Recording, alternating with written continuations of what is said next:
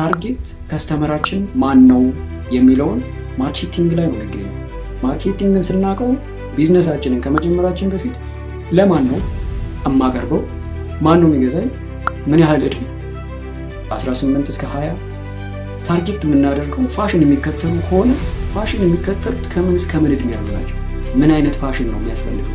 አሁን ላይ እየተለበሰ ያለው አሁን ላይ አዲስ የመጣ ነገር ምንድን ነው? ሎያል ከስተመር ማለት የዛ ሱቅ ደንበኛ ብቻ። እሱ ከሌለ ደውለው የት ነህ?